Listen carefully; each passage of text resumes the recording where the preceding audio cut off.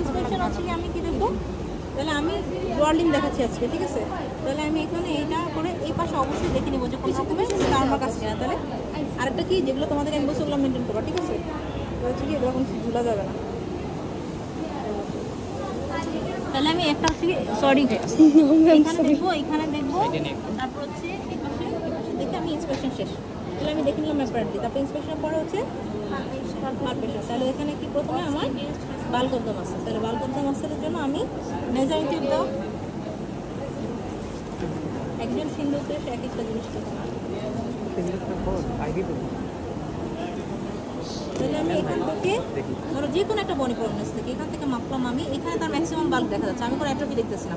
তাহলে this is the maximum bulk, যেটা তোমার ধরো অ্যারাউন্ড 12 অথবা হচ্ছে 11 বডিবার, তাহলে 11। তাহলে আমি এখান থেকে সরাচ্ছি না, দেখছো না সরাই আমি হচ্ছে এখানে দেখে নিলাম যে এখানে কতটুকু আছে, দেখলাম যে 31 আছে। তাহলে এখানেও আমি ঠিক একই ওই 11তে এসে আবার এখানে মাপবো 31। তাহলে তুমি যে কোনো একদিন মাপ করো, এটা যেহেতু একটু ফিজিবল এই জন্য আমি এটা মাপি।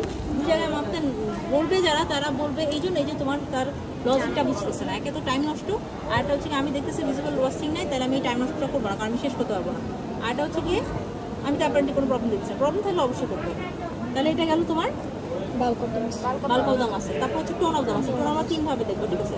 রোলিং হচ্ছে একটা হচ্ছে রোলিং মুভমেন্ট। তাহলে রোলিং মুভমেন্টটা আমি এখানে দেখতেছি, তাহলে আমি থাইয়ের মাসলে বুঝতেছি টোন কেমন, আর লেগের মাসল বুঝতেছি, কিন্তু বুঝতেছি না এখানকার টোন কেমন। তাহলে এখানের জন্য আমি এটা আলাদা করে করতে হবে। তাহলে দিস ইজ দ্য রোলিং। তাহলে এটা পুরোটা একটা, তাহলে একটা হচ্ছে এই আরটা হচ্ছে আমি ধরেই মাসলের ব্যাপার বুঝতে পারছি। আরটা কি flexion extension of the hip joint, sorry knee joint, তারপর flexion extension of the knee joint, এই রেস্ট করা। তারপর আরটা হচ্ছে কি আমি এগেন্স্ট গ্র্যাভিটি স্লিপ ফেলে দেবো। তাহলে যার ফ্লেক্সিবল হবে তার ইজিলি পড়বে, আর যার শক্ত তার শক্ত হয়ে থাকবে, আমি বুঝতে পারবো। তাহলে এই তিনটা হচ্ছে টোন। তাহলে বাল্ক, টোন, পাওয়ার। হাঁটু না ভেঙে ডান পাটা উপরে খাও, সরি হাঁটু না ভেঙে। তাহলে এটা কি সে 3 পারে, তাহলে 3 পারে। আমি এখন দেখবো 4 আসছে না, তাহলে আমার হাত চাপ দাও উপরে, তাহলে আমি আর নামাতে বলবো না, এখানে আমার হাতে উপর দিকে থাকা দাও, আর জোরে জোরে থাকতে দাও। তাহলে এটা আমাকে ভালো পরিমাণ শিখে দিতে পারছে, তার মানে এটা 5 6 না, বেশি করে দেওয়ার হবে না। এবার উঠাও, হাঁটু না ভেঙে, তাহলে জোরে আমার হাতে ধাক্কা দাও, হাতে জোরে ধাক্কা দাও। তাহলে এটা হচ্ছে 5। হ্যাঁ ঠিক আছে, এবার নামাইতে পারছি। আজকে এক পেশেন্টে আমি আঙ্গুলে গ্রিপের পাওয়ার দেখতেছিলাম, সে এখন আমার আঙ্গুল ব্যথা করছে, সে বলে যে আমার এপাশে শক্তি বেশি, আপনি পারবেন না। আমি বলি আপনি কি ধরেন, সে আমাকে ঠিকই আঙ্গুল মোচড়াই দিচ্ছে, ব্যথা লাগতেছে এখন না পাওয়া যায়, বেশি একটু ডিসঅরিয়েন্টেড দেখা। তাহলে তার যে পাশে আমি উইকনেস আসলাম সে পাশে শক্তি বেশি, এখন আমার আঙ্গুল ব্যথা করছে। তাহলে এটা হচ্ছে তোমার পারতেছে না, ধরলাম 3 পারতেছে না, তখন আমি বলবো যে পাটা পাশাপাশি নাড়ান। এটা হচ্ছে 2, এটাও পারতেছে না, তখন আমি বলবো যে বুড়ো আঙুলটা নান, বা যতটুকু পারেন নান। আমি যদি দেখি যে না মাসেলের কিছু অ্যাক্টিভিটি আমি বুঝতেছি, দ্যাট ইজ 1, কিছুই বুঝতেছি না, তাহলে আমার ইন্ডিভিজুয়াল মাসেল পাওয়ার শেষ, সরি গোল্ডিং মাসেল পাওয়ার শেষ। এখন আমার হচ্ছে ইন্ডিভিজুয়াল, তাহলে আমি বলবো এখন ইন্ডিভিজুয়াল মাসেল পাওয়ার। এটা পুরোটাই আমি এগেন্স্ট রেজিস্ট্যান্স দেখো। তাহলে আমার হাতের দিকে ভিতর দিকে চাপা দেন, ভিতরে দিকে চাপা দেন, অ্যাডাকশন বাইরে বাইরে দিকে চাপা দেন, অ্যাডাকশন উপরে দিকে চাপা দেন, ফ্লেকশন এক্সটেনশন। এবার এটা ভাঁজ করেন, এবার বাইরের দিকে ধাক্কা দেন, এটা কি এক্সটেনশন। এটা ভিতর দিয়ে টান দেন, ভিতর দিয়ে টান দেন, টান দেন, সে টান দিবে আমি বাইরের দিকে দিব, আর সে ধাক্কা দিবে আমি ভিতরের দিকে দিব। তাহলে এটা কি ফ্লেকশন আর এক্সটেনশন। তাহলে আগে তোমাকে নি জয়েন্টটাকে ফ্লেক্স করে নিতে হবে, তারপরে বাইরের দিকে ধাক্কা দেন, ভিতরের দিকে টান দেন, হয়েছে ঠিক আছে। তাহলে ঠিক, তাহলে এটা হচ্ছে কি এগেন্স্ট রেসিস, বলছি না সবগুলো এগেন্স্ট রেসিস। তাহলে আমি নি জয়েন্টটা দেখে বলছি 4 2 4, তাহলে হচ্ছে আমার এটা একসাথে 2 হাতে দেখবো। আমার ভিতরের দিকে চাপ দেন, ইনভার্সন, বাইরের দিকে চাপ দেন, ইনভার্সন, ডরসিফ্লেকশন, প্লান্টার ফ্লেকশন, ঠিক আছে। তাহলে আমি দেখি না কোনটা, এটা। তাহলে আমার আঙ্গুল উপর চাপ দেন, এটা আমি এক হাতে দেখবো, আঙ্গুলে চাপ দেন এক আঙ্গুলে। তাহলে অ্যাডাকশন, অ্যাবডাকশন, ফ্লেকশন এক্সটেনশন, তারপর হচ্ছে গিয়ে ইনভার্সন, ডরসিফ্লেকশন, ফ্লেকশন এক্সটেনশন। তাহলে এইগুলো আমি সবগুলো এগেন্স্ট রেজিস্ট্যান্স দেবো। তাহলে নি জয়েন্টটা যেটা তোমরা বারবার ভুল করো, আগে নি ফ্লেক্স করে নিবা, তারপরে ধাক্কা ধাক্কি টানা টানি, ওকে। তাহলে আমার ইন্ডিভিজুয়াল মাসেল পাওয়ার শেষ। তারপর বাকি আছে কি রিফ্লেক্স। তাহলে রিফ্লেক্স আমি দেখবো, এখানে আমি পাটা ভাঁজ, ঠিক আছে, আমার একদম নরম করে রাখেন পাটাকে। তাহলে আমার লুক থাকবে এই জায়গায়, নট এই দিকে যে ধাক্কা মার এটা না, আমি দেখবো যে এটা কনস্ট্যান্ট থাকে। তাহলে আমি কোথায় দিব, এটা তোমার খুব ঝামেলা করে। এটা কি, এটা হচ্ছে কি প্যারালাল টিউবারসিটি, আর এটা হচ্ছে কি নি জয়েন্ট। তাহলে এর মাঝখানে ডিপ্রেশন আছে, দিস ইজ দ্য টেন্ডন। তাহলে আমি এই জায়গায় দিব, ঠিক আছে। তোমরা তোমরা এই দিকে ওর ধাক্কা আর এই পা এদিকে তাকা না তাকে আমার হাতের দিকে তাকাচ্ছ, আমি হাতে কোন জায়গায় ধরছি, এই জাংশনে ধরছি, যেখানে তোমার জন্য ধরার জন্য জায়গা দেওয়া আছে, এটা 1/3 2/3 এর মাঝখানে ধরে এটাকে এইভাবে দেবা, এইভাবে দেখো এই ধরছি কিভাবে, এইভাবে না, এইভাবে কারা ধরবে যারা ইট ভাঙতে যাবে, কিন্তু আমরা পেশেন্ট দেখতেছি আমরা ধরবো এইভাবে, ঠিক আছে? তাহলে হচ্ছে আমরা এইভাবে সি, তাহলে তোমার হাতের মুভমেন্ট হবে কি, এইটা একটু স্ট্রাইক করবা কি দিয়ে, এটা দিয়ে, এবং তুমি যদি এইভাবে না ধরে এইভাবে ধরো তাহলে তোমার এত রেঞ্জে মুভমেন্ট হবে না, তাহলে এটা হবে এই, তাহলে তোমার এটা এই যাবে, এটা তাহলে তো এমনি হচ্ছে। আচ্ছা এখন আবার আমার হাত অনেক সময় কি বললাম যে টট করে রাখে, তা কিছু না, তাহলে হাতের উপর ঘর ছেড়ে দেন নরম করে দেন, তাহলে আমি বলছি দেখে মনে হচ্ছে অনেক বেশি কিন্তু দুইটাই বেশি, তার মানে আমার কাহিনী হচ্ছে তার নর্মালি নিজারটা একটু ব্রিস্ক থাকে অনেকের, তাহলে তার ব্রিস্ক নিজার দুই পাশে একই রকম। নেক্সট হচ্ছে কি আমার, তাহলে আমি হাত কোথায় দিচ্ছি দেখছো, হাত আমি কোথায় দিচ্ছি, এখানে দিচ্ছি, হাত আমি একদম জয়েন্টের নিচে দিচ্ছি এবং তাকে এখানে দিচ্ছি এবং তাকাবো এদিকে, তাহলে এবার হচ্ছে কি অ্যাঙ্কেল, তাহলে অ্যাঙ্কেল আমি এই পাটাকে এরকম করবো, এইটাকে জাস্ট মডেস্ট সাপোর্ট দিব, টানাটানি দরকার নেই, সাপোর্ট দিব কেন, আমার এই জায়গাটাকে আমার লাগবে, দিস ইজ দ্য টেন্ডার, এই পায়ের উপরে উঠে নিলে কি সমস্যা করতে পারি কোনো সমস্যা নাই, কিন্তু ওই পায়ের সময় যখন আমার পেশেন্টের ভেবে পাইছে তখন হয়তো কষ্ট হয়, তাহলে আমি এটা দিলাম এই যে এই তোমরা কিভাবে বুঝবে, এর খুব ভালো জার্কস আছে এই জন্য বুঝতেছো, কিন্তু অনেকেই থাকে না, তাহলে তুমি কিভাবে বুঝবে এটা জার্কস নাকি ভাইব্রেশন অফ মাসেল, বাড়ি দিলে নড়বে মাসেল, তাহলে তুমি কিভাবে বুঝবে এটা জার্কস নাকি জার্কস না, তাহলে contraction follow by relaxation, this is the jerks, বাড়ি দিলে নড়বে কিন্তু কন্ট্রাকশন ফলো বাই, এখন দেখো তুমি কন্ট্রাকশনের ফলো বাই রিল্যাক্সেশন জাস্ট এই কথাটা খেয়াল করো, দেখছো? তাহলে আমি দেখো এটা কিন্তু তোমার কি করো, ওর কারণেই করো, এরকম করো, দিব একটা ওই জায়গায় লাগাইতে হবে এরকম করো, তাহলে এটা না, তাহলে কি দিয়ে ধরে রাখবা, এই যে এরকম লাগতে হবে, দেখো আমি ছেড়ে দিই নাই, আমি এখানে রাখছি কিন্তু জাস্ট, এবার আসো এটা জাস্ট এমনি ধরো এখানে কি হয়, তুমি যখন যাও এটা তলা দিয়ে হাত দিয়ে দিলে কি দিতে পারবা না, তাহলে দিতে হবে উপর দিয়ে, হাত থাকবে উপরে, এখানে তুমি কন্ট্রাকশন করবে, দেখছো? তাহলে তোমাদের আমার জার্স দেখা দেখলে মনে হচ্ছে না খুব ইজি জার্স দেখা, সহজেই এলসি হয়ে যায়, ওকে ফাইন। আচ্ছা তারপরে আসো এবার প্লান্টার দেখবো, তাহলে প্লান্টারে আমি দেখবো, আমি বললাম যে একটা আইডিয়াল চাবি নিব যেটাতে আমি পেশেন্টকে ব্যথা দিব না, তাহলে দিস ইজ অ্যান আইডিয়াল চাবি, যেটা হচ্ছে একটা ব্লান্ট টেন আছে, তাহলে আমি এই ব্লান্ট টেনটা দিয়ে দিব, নট এইটা দিয়ে, তাহলে আমি দিব কি এইভাবে, এই জায়গাটা দিয়ে আমি আসলে হবে, তাহলে এটা কি আমি বললাম পেশেন্টের অলরেডি একটা ইরিটেশন লাগবে, যেখানে শুশুয়ে দিচ্ছি, তাহলে পেশেন্ট বলে যে আমি একটু পাই চাবি দিয়ে খোঁচা দিব, কিছু সমস্যা হবে না, তাহলে এই জায়গাটা কেন দিচ্ছি, কারণ যদি টান যাতে না দেয়, তাহলে তারপরও সে যদি পা উঠায় নেয় সেটা উইথড্রল, অসুবিধা নেই, তাহলে আমি এটাকে নর্মালি ফ্লেক্সর পজিশন রাখবো, তাহলে রেখে ল্যাটারাল সারফেস থেকে একদম কতক্ষণ আসবো, এই যে দেখো তো ফ্লেক্সর চলছে না, এটা ঢুকে গেছে না, তাহলে আমি এখানে আসার পরে কিন্তু আমি এটা পেয়ে গেছি এদিকে, তার মানে দিস ফ্লেক্সর এবং আমার আর উপরে যাওয়ার দরকার নেই, যদি না পাই তাহলে কতক্ষণ যাবো, এই প্রক্সিমাল এইটুকু পর্যন্ত, প্রক্সিমাল টুটাল ডেড টো, এর বেশি না, তাহলে আবার দেখো এখন তার এই দেখো, এখন দেখছো সে এখন অ্যালার্ট হয়ে গেছে, তাহলে বাড়ি কই, হ্যাঁ এই যে এখন ফ্লেক্সন আসছে, আবার দেখো এখানে, তাহলে এই দেখো এই যে খুব সুন্দর ফ্লেক্সন, তাহলে এটা হচ্ছে ফ্লেক্সন, তাহলে এটা আমার প্লান্টার ফ্লেক্সর আছে, তাহলে বাইলেটার প্লান্টার ফ্লেক্সর আছে, আমি যদি এটা এক্সাইটেড বলতাম তাহলে আমি বলছি শিওর সাইন কোনটা, এক্সাইটেড এটা নাকি এটা, তাহলে এটা এক্সপ্রেসিভ পাইনি, তার মানে এটা নর্মাল, ক্লিয়ার? তাহলে এই পেশেন্টটা আমি খুব এরকম পেশেন্ট দেখা দিচ্ছি, তাহলে আমি যখন মনে হচ্ছে যে হ্যাঁ নিজের এক্সাইটেড কিনা, যদি আমি জানি যে নিজের এক্সাইটেড না, তখন আমি ক্লোনাস দেখবো, তাহলে এটা হচ্ছে এটা প্যাটেলার ক্লোনাস, তাহলে প্যাটেলার ক্লোনাস আমি কীভাবে দেবো, এটাকে টান দেবো, প্যাটেলাটাকে ধরে মাসেল সহ টান দিয়ে সাডেন থ্রাস্ট করবো, ফার্স্ট করে প্যাটেলা এভাবে প্যাটলাইন হতে থাকবে, সাডেন থ্রাস্ট, তাহলে আমি প্যাটেলাটা সহ মাসেল টেনে সাডেন থ্রাস্ট করবো, ঠিক আছে? আর অ্যাঙ্কেল ক্লোনাস হচ্ছে আমি এটা ধরবো আর এটাও ধরবো এইভাবে, কিছু তাহলে করে আমি এই দেখো এরকম করে নিয়ে যাবে, তারপরে সাডেনলি এরকম করে দিবে, আবার এটা দিলাম এটা দিলাম সাডেনলি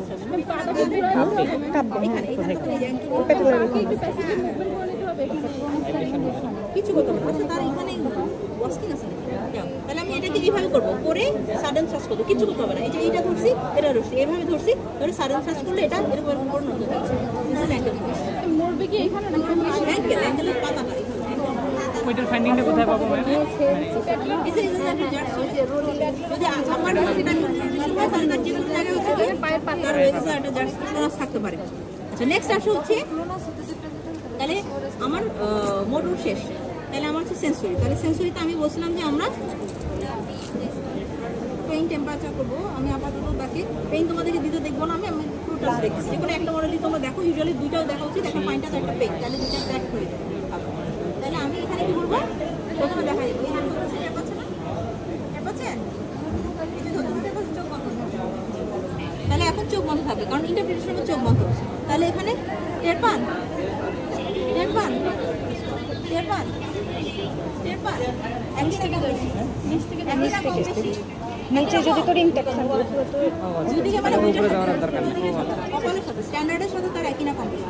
তাহলে আমি পেরিফেরাল মোস্ট জায়গাতে পেয়ে গেছি, তাহলে আমার আর প্রক্সিমালি যাবে না। যদি না দেখা যায় তাহলে আমরা তোমরা ডার্মাটোম অনুযায়ী, এটা দেখার কথা ডার্মাটোম অনুযায়ী বইতে আসে, কিন্তু আমরা যেহেতু ডার্মাটোম মনে একটা কথা, আমরা জাস্ট ল্যাটারাল মিডিয়াল দিলে সব ডার্মাটোম বলি, এটা ল্যাটারাল, এটা মিডিয়াল, এটা ল্যাটারাল, এটা মিডিয়াল, এটা ল্যাটারাল, এটা এখানে মোটামুটি তোমার ডার্মাটোম অনুযায়ী দেখা হবে। তাহলে প্রবলেম যাইতে হবে না, হবে না পারে। তাহলে নেক্সট পর্যন্ত হচ্ছে এটা L4 L5 এরপর না আরো কোনো অসুবিধা নেই ম্যাম। আগাইলে বুঝতে হ্যাঁ বলেন ছুটি দিছে। এই পরীক্ষাগুলো কি আমরা এখান থেকে করাবো নাকি অন্য জায়গায়? এইটা তো আমাদের এখানে হয় না, গোল্ড টেস্ট, এমআরআইও আমাদের মেশিন নষ্ট, কাজে এখানে এই কোনোটা হবে না। তবে উপরে পরীক্ষাগুলো হতে পারে, ওটা তো 1 মাস পরে, এখন না। এখন আপনি এই ওষুধ খাইতে থাকেন, আমরা তো চিকিৎসা দিয়ে দিচ্ছি, খালি রোগ ধরার জন্য আমরা এইগুলা বলছি। চিকিৎসা কিন্তু চলতেছে, চিকিৎসা চলতেছে। আসসালামু আলাইকুম, চলে গেলাম ম্যাডাম। ঠিক আছে, অসুবিধা নেই। ইনি পেশেন্ট ছিলেন। অনেকের হচ্ছে যে এসেনশিয়াল ট্রেমর থাকে, ফ্যামিলিয়াল, পরিবারে বাবাও ছিল, এরও আছে, এই জন্য মাথাও অনেকের নড়ে। আর অনেক সময় পার্কিনসন্স থাকে, পার্কিনসন্সের বেশি ট্রেমর থাকে। আচ্ছা এখন আসলে কার ওনার কিছু হয় নেই, ওনার ছেলের ওই ডিবিটির দুই ছেলেটা, ওই ডিবিটির ছেলেটা এর বাবা খুব ছেলে মনে খুব ভালোবাসে, সারাক্ষণ কান্না করে যে তার ছেলেটা ভালো রোগ। একটু আমরা একটু ধরতে পাইনি এখন তার অ্যাকচুয়াল ডিজিজ কি, তো আমরা জানি তার কানেক্টিভ রিজার্ভার আছে, তার সাথে হচ্ছে আর এসএইচএল বিটেনসের পজিটিভ লো ব্যাক পেইন ছিল, এটা হলো কাহিনী, সাথে ডিবিটি ছিল। এখন একালোসিস কলারাইটিস ডিরেক্টলি ডিবিটি নিয়ে প্রেজেন্ট করার কথা না, তার আদার কাহিনী থাকার কথা, ওই জন্য আমরা ওই কাহিনীটা এখন সাবমিট করতে পারিনি। কারণ না জানলেও ট্রিটমেন্ট হচ্ছে 3 থেকে 6 মাস, ওই জন্য আমরা ওইটা ওভার ট্রিটমেন্ট দিচ্ছি রাখছি। এখন তার দুইটা এন্টিটি থাকার কারণে তার অনেক বেশি রেঞ্জ অফ ইনভেস্টিগেশন হয়ে গেছে। ওর ডিবিটি তো বাদ, ডিবিটি ভালো হয়ে গেছে। আর হচ্ছে জয়েন্ট পেইন যেটা আগের মতো নাই, কিন্তু ওইটা এইগুলো কাজ করতে ডিএমআরডি কাজ করতে 2 to 3 উইক্স লাগে। আমরা 6 উইক্সের আগে কোনো রকম বডি করতে যাবো না, তাই এই জন্য আমরা 6 সপ্তাহ পরে কাজ করতেছি। আচ্ছা ওকে ফাইন। এখন হচ্ছে তাহলে আমরা কি দেখলাম, সেন্সরি একটা দেখলাম, তাহলে সেন্সরি পরে কি দেখবো, আরও বাকি আছে সেন্সরি কি ভাইব্রেশনের পজিশন, ডরসাল কলাম দেখে। তাহলে আমি এখানে একই জিনিস পেশেন্টকে বলবো যে এই যে ঠিক আছে আপনি বা চোখ বন্ধ, তাহলে চোখ বন্ধ এটা মনে থাকতে হবে, ঠিক আছে। তাহলে এটা আমি শুরু করবো টিপ অফ দ্য গ্রেটার থেকে, টের পাওয়া যায়, টের পাওয়া যায়, বল অফ দ্য গ্রেটার টের পাওয়া যায়, টের পাওয়া যায়। তাহলে টের পাচ্ছে যখন আমি আর যাবো না, পাইলে আমি কোথায় যাবো, এখানে যাবো, এখানে যাবো, তারপরে এই তারপর হচ্ছে স্কিয়াল স্পাইনে যাবো, তাহলে রোনি প্রমিনেন্স একটা ব্রেটার হয়ে যাবো। তাহলে এটা হচ্ছে ভাইব্রেশন। তাহলে প্রথম ইনস্ট্রাকশনটা দেখছি কীভাবে, প্রথমে আমি পেশেন্টকে দেখাই বলে দিচ্ছি এটা কি, তারপর চোখ বন্ধ করে ইন্টারপ্রেট করতে পারছি। ওকে, নেক্সট হচ্ছে পজিশন সেন্স। তাহলে এইটা ও দেখতে পাচ্ছে, ওর সমস্যা নেই। অনেকে থাকে যেভাবে শুয়ে থাকে, পেট ঘুরে থাকে, বা যেখানে থাকে যে পা দেখতে কষ্ট, তখন ওই ক্ষেত্রে হলে তোমরা একটু উঠায় দেখাতে পারো যে এটাই, না হলে ও যেমন দেখতে পাচ্ছে অসুবিধা নেই। তাহলে দেখো এইটা হচ্ছে নিচে আর এটা হচ্ছে উপরে, ঠিক আছে। এবার চোখ বন্ধ। তাহলে আমরা এটা ধরবো কিভাবে, এটা ইম্পর্টেন্ট, এটা গোবিন্দের সাথে আগে থেকে কীভাবে ধরতেছো, এরা ধরবা এইভাবে কি এই বাকিগুলো আঙ্গুলের থেকে আলাদা করার জন্য, আর এটাও ধরবা এইভাবে। তাহলে ধরে নিচে না উপরে, নিচে না উপরে, তাহলে দেখো ঠিক আছে ওরিয়েন্টেশন। আমরা বারবার দুইটা একসাথে দেখেছি, অনেক সময় নিচে উপরে নিচে উপরে বসতে থাকে। তাহলে এখন দেখো আবার কীভাবে ধরছে আঙ্গুল, এটাই নিচে না উপরে, নিচে না উপরে, তাহলে ওর ওরে ভাইব্রেশন পজিশন ইন্টার। তাহলে আমার এটা দর্শক কলম